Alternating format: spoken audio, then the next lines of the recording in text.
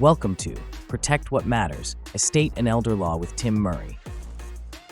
Welcome back to Protect What Matters, Estate and Elder Law with Tim Murray, a Evan Mack lawyer in Indiana. Tim has more than 35 years of experience helping Indiana families with estate planning, probate, and elder law matters. I'm Evan Mack, and today we're talking about estate planning for young families, kids, guardians, and backup plans. Tim, sir, welcome back. Thank you, Evan. Thank you. All right. So, Tim, for parents, with young children, what parts of estate planning tend to matter most early on, even if their finances are fairly simple? Great question. The first thing I'd like to stress is I wish I knew how to get more younger families and younger people in to get something done. Even just the simple and most basic things like advanced directives and maybe just even having a will. But I think having said that, the biggest thing is nobody thinks they need to do anything, and to get over that hump that, I'm 25 years old. I'm just starting out in life. I just got married. I have a baby. What do I need to do? My wife will get everything. My kid will get everything if something happens. Oh no, we don't even think about that because nothing's going to happen to me because I'm still bulletproof. And I'm not going to tell you how old I am right away, but I still have a little bit of that rolling around in the back of my mind when I was like 19 and felt like I was bulletproof.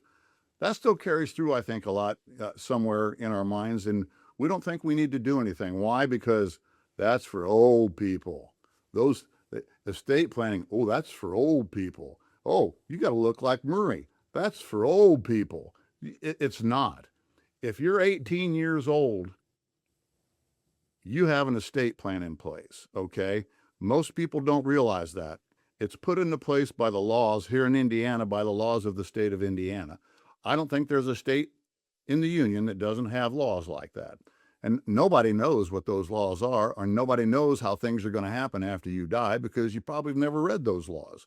So getting the education to young families to be able to take care of the simple little things in life. You don't have to own a lot of property. But what do you want to do with what you do have? Okay, that's some of the things I want to emphasize. And if something happens to you, if you end up in a hospital, maybe you had a motorcycle wreck. I've had this happen. A young guy ended up in a motorcycle wreck in the hospital, and no one was appointed to be his healthcare representative to make healthcare decisions for him. And took a while to find someone through the legal process to do that. So, having things in place and being prepared at every age is dreadfully important, and people just don't realize the problems it causes, especially for the young. And I have a lot of stories I can relate to that have happened to younger people, and they just didn't think they needed to have anything in place, a will, an advanced directive, and whatever those might be, and they realized the importance of them after the fact. So naming a guardian is often the biggest concerns for parents. What does that decision kind of, actually control, and what does it not control? In Indiana, if you're a parent, you have minor children, I always recommend that to my clients or anyone that you do what we call, you appoint a standby guardian.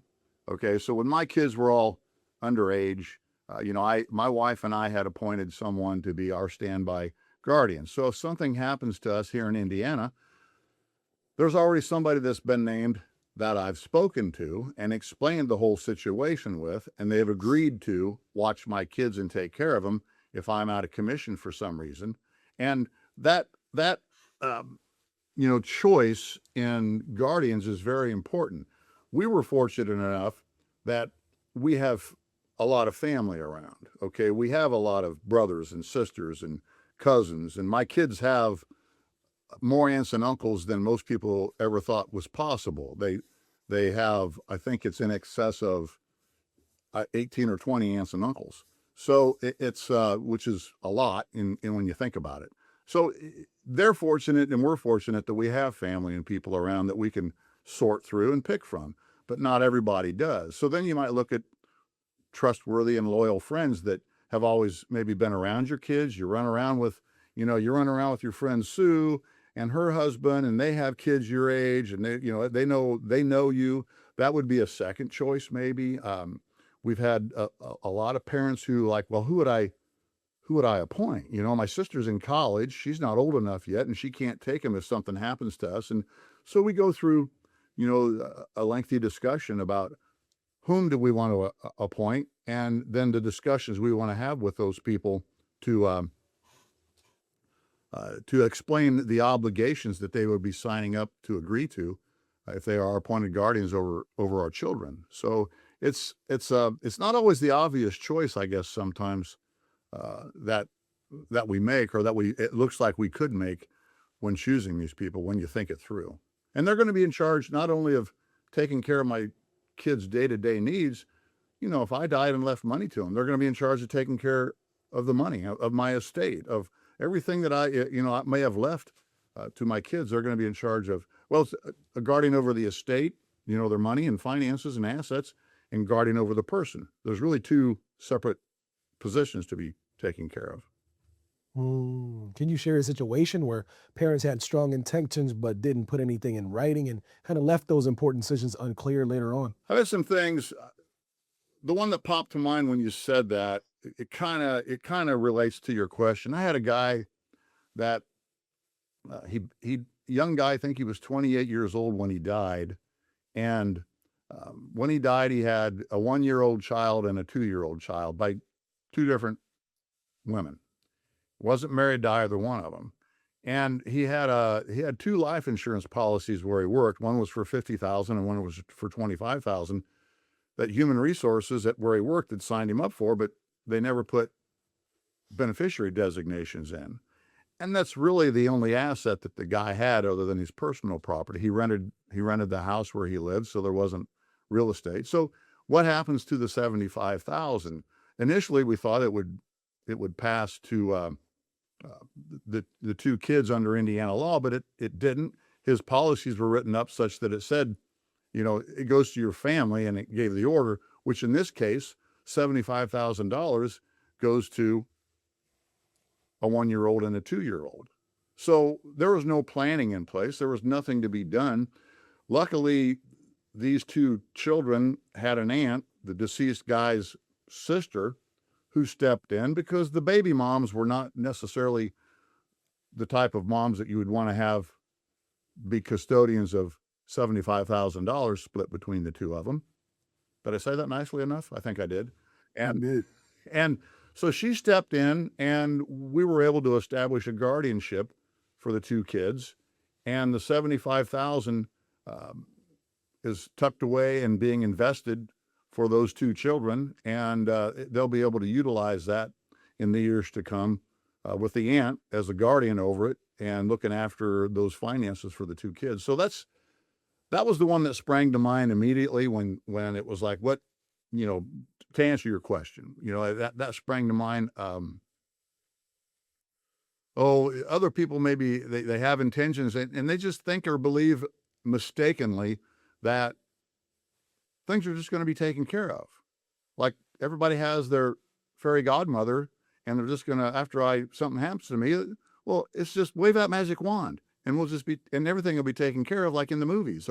And I don't know, I can't say that I blame them for being naive, but I think we're indoctrinated by our social media and TV and movies into thinking that, oh, that's the way it works and everywhere else I've seen in life. Why shouldn't it work in real life? It just doesn't work that way. And there's planning, and it's not extensive. And I don't want to scare people away by saying, oh, you got to do planning.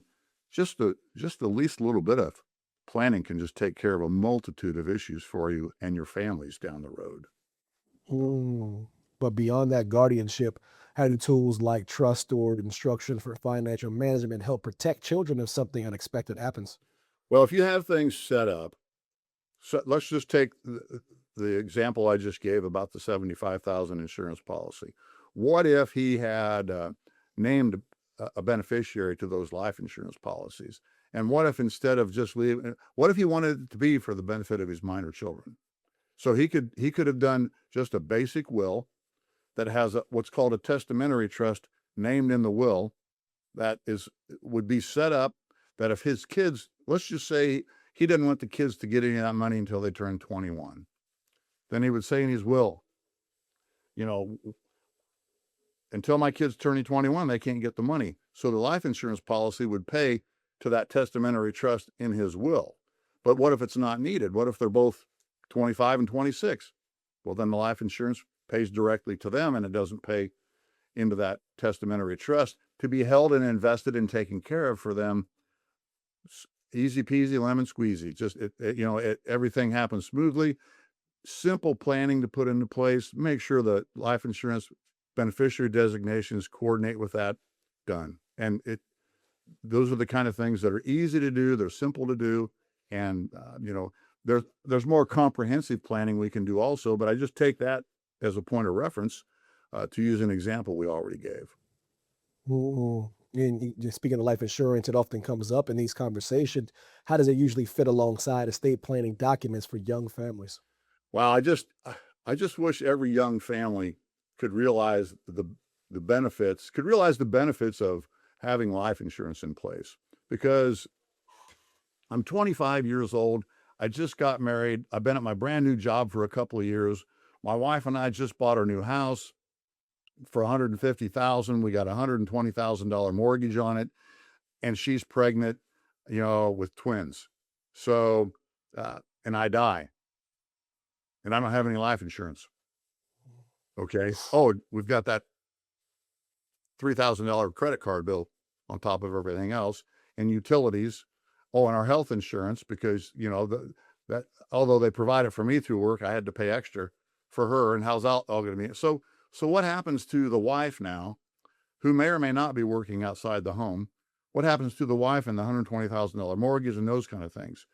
If the husband or even the wife have even a first to die or last to die life insurance policies, whatever the circumstances, even a term life insurance policy that doesn't cost very much, to have enough money to pay off the mortgage, pay off that credit card, so that the wife now has a debt-free home to live in. She has, credit cards and all the debts are paid off. All she has to worry about is keeping the lights and the heat on and making sure she's going to, take care of those two babies. So little things like that young families, I don't think, get educated on and don't spend the time to address. I think because they think they don't have the money to do it. And I get that. I get that.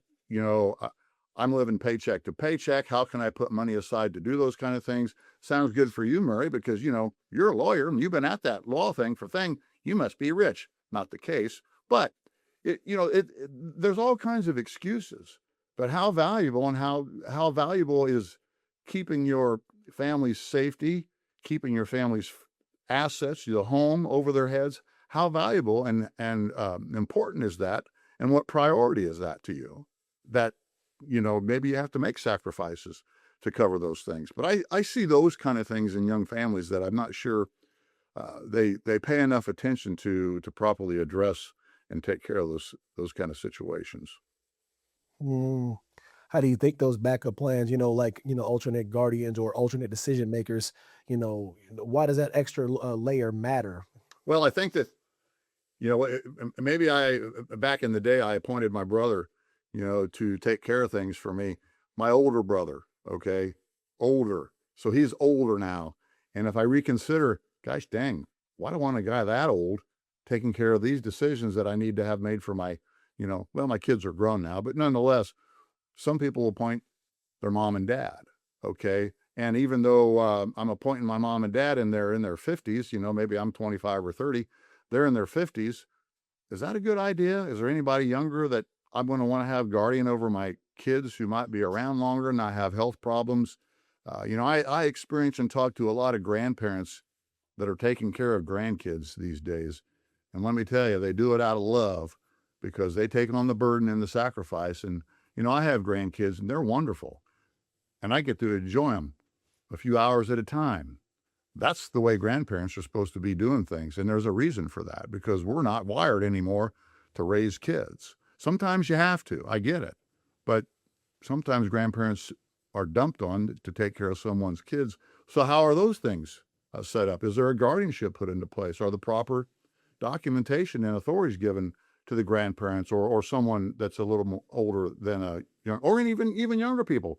what authority is given to them? Have we done the proper paperwork and things under Indiana law to make sure that the people that we are having raise our kids or being guardians over our children have the power and authority to do things that we want them to be able to do to take care of them properly?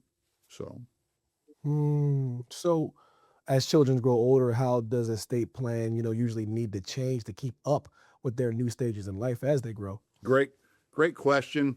I have people that come in to me and they're like, well, we have these wills and we did them 30 years ago when our kids were like 2 years old and 3 years old.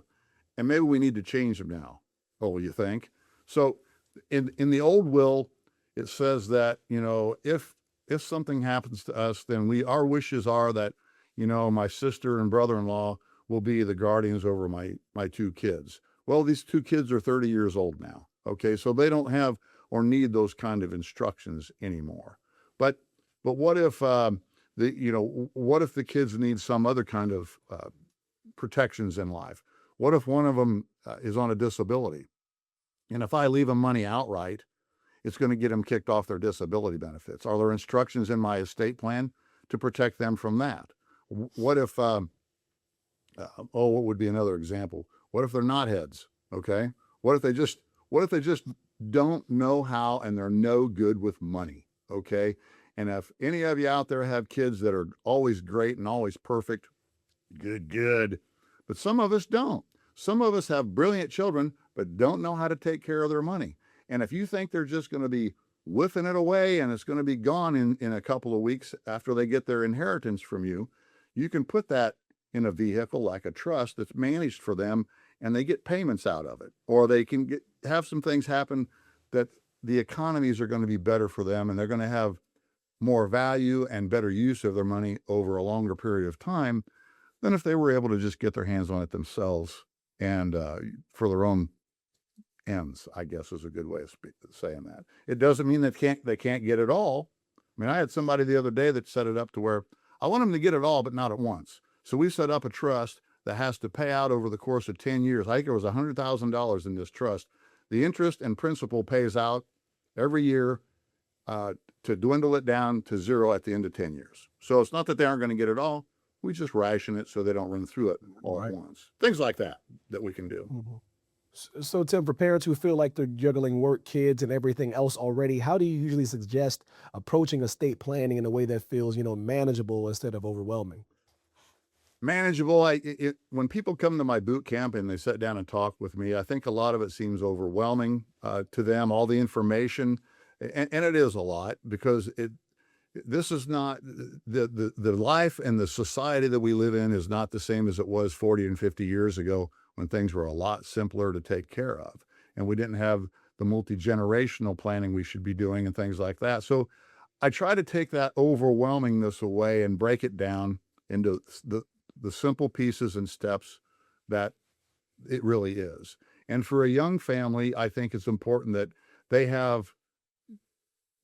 start with small steps. Okay, you maybe not need a trust plan now, but you may have that in the future. Maybe let's just forget that for now. Let's talk about how important it is to have your advanced directives in place. And you really should have a will, even if you don't think you have much. And here's the reasons why. And what about a standby guardianship appointment? I mean, that's a 2-page document to put into place and have the conversation. So I start with small steps and break it down for them. And what do they really need now? What's really going to fit into their life and their lifestyle now? And isn't going to be overwhelming and is going to take care of them and their family and their kids at this stage in their life. So, good stuff, Tim. Appreciate the time, sir. Thank you, Evan. All right, guys. That's it for today's episode of Protect What Matters, Estate and Elder Law with Tim Murray, a Evan Mack lawyer in Indiana. If you'd like to learn more about Tim Murray and the work he does at Murray Law, you can visit tmurraylaw.com or call 574-946-7819. Thank you for listening, and don't forget to subscribe, share, and leave a review if you found this episode helpful. Thank you all so much, and we'll see you next time. Thanks for watching. Be sure to hit that like and subscribe button and leave us a review in the comments.